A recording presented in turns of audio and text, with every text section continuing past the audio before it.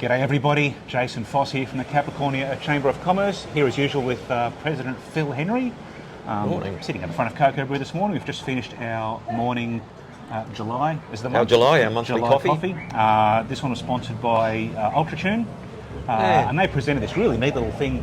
So they've got an app now, so basically the mechanic can video what's wrong with the car and show what's damaged or what's missing. They text that to you so you can watch the video and accept the quote on your phone, which is pretty neat because half the time, you go to a mechanic and they're talking another language. You have no idea whether what they're saying is actually there or not, honestly. So this is a pretty neat sort of service that you know what you're getting, and then you can accept the quote. All good. No, that was good. Thanks again to Ultratune for shouting us coffee this morning. Indeed. Now we've got, if you've seen our banner at an event, we've got four main pillars in terms of the services that we offer our members. So we've got advocacy, representation, education, and connection. So we thought we'd actually put a little bit of organisation into this video, first time for everything, and talk about those four individually. Let's get into it. So the first layer of our service is advocacy, and primarily that's the stuff that you've been tied up with over the years, Phil. So yeah, it's just to make, I guess, our members aware of some of the things that we've been involved in over the last few years, because we're a non-political organisation. We don't seek to be on the front page of the paper or in the news every night unless things happen, and we actually had that a little while ago, but it kind of started around about the time that all of a sudden the previous president left and I suddenly became president. Okay, thanks for that, that's all good.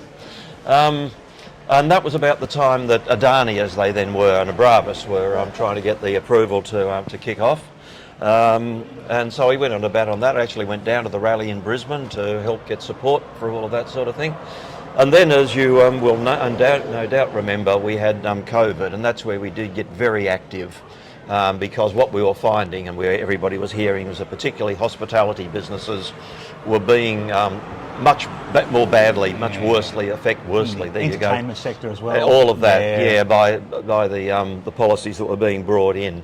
So we went into bat to try and get those policies changed. This chamber was actually out ahead of the rest of the state and all the other chambers. And then eventually that happened. And there was a lot of communication at the time where, or CCIQ as they were called at the time, were sending us a lot of emails like, what are you doing, what are you up to, what's happening, what's the feedback? And that's when we were on TV a fair bit because it was a really hot topic. So those people. So we definitely were leading the way in that sort of thing. Way. And then the more recent ones, Jason, have been basically local businesses not getting a fair share of the work from major projects. And why that happens in most cases is the prime contractors, which are either national or international companies, have got their own suppliers from down south, and the locals get shut out because nobody recognises the capability. So we've had a couple of the bigger local companies in that sort of business come to us for some help on some of the projects, the most recent one being the Ring Road. So I'm now a member of the group that's been set up by Transport and Main Roads, the business advisory group, representing our members and all of you to make sure that local businesses are going to get a fair share on that. And it's taken a fair bit of my time at the moment, but it's not hitting the front pages of the paper. But be assured, your interests are being served. I'm pursuing that stuff very vigorously. Right, so the flip side of that coin, I suppose, and the second part of our value proposition, I suppose, is representation. So in order to represent you, we need to know what cheeses you off, as to pinch something from a TV show that doesn't exist anymore. Exactly. I did used to watch free-to-air TV. Yeah, no. Long time ago, back in ye olden days. You're a child of the Aughties. The Aughties, I wish. There we go, no, right up. So representation. I was talking to another chamber president during the week, and he similarly says we need to hear from our members what's grinding your gears, to use that phrase, but particularly in terms of operating your small business, if there is regulation, particularly in terms of HR stuff, what you're obliged to offer your staff. Well, there's always a trade-off with all of that. We understand that it's not all one-sided, but if there is stuff that you think is wrong for want of a better term, and that's the same as I was just talking about local businesses getting jobs from major contracts. Is there stuff that you think is hitting you too hard? You don't see the balance? We need to hear about that. Yeah, it could be policy or regulation or red Yeah. tape or something. Like obviously not everything's all roses and unicorns in the land of small business. So whilst we know some stuff and can assume some stuff, if you've got something that's getting up your But really impacting your business. Yeah. That's the thing. If it's holding you back from growth, let us know so we can do something about it. yeah. And just don't say red tape, please. It's got to be specific. If there's specific stuff that is stopping you from growing or doing with your business what you want to, that's what we need to hear about. Let us know. We really do.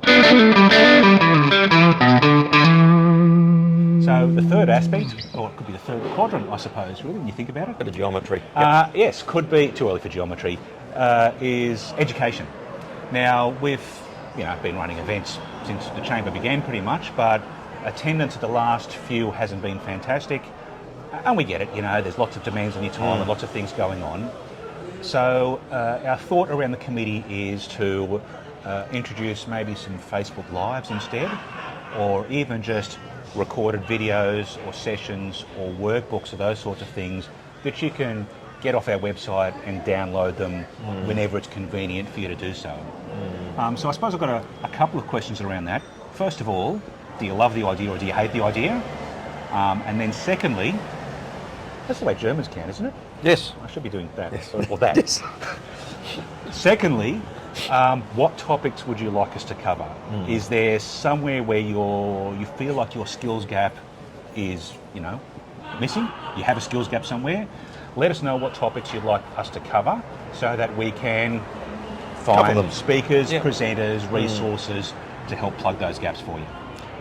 Yeah, I mean, in-person's nice, and there's always a question about in-person ones. Oh, that was unexpected.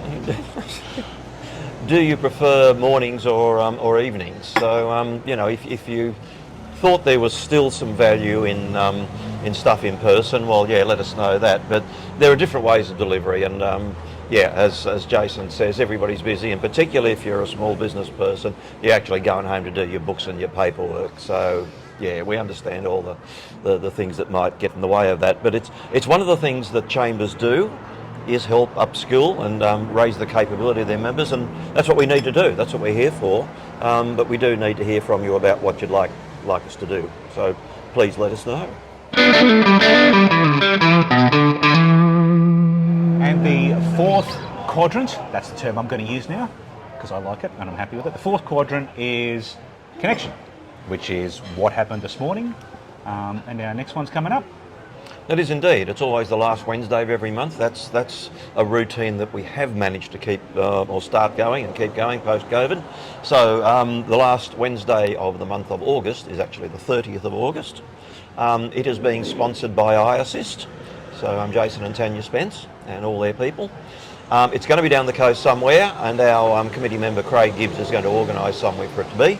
So watch this space for location. That's to be confirmed. We'll sort that out soon enough. But stick it in your diary. Pencil in the 30th. Was it 30th we said? 30th, yep, 7 o'clock. Somewhere down the coast. Lock it in. Watch this space for a location. We'll see you there.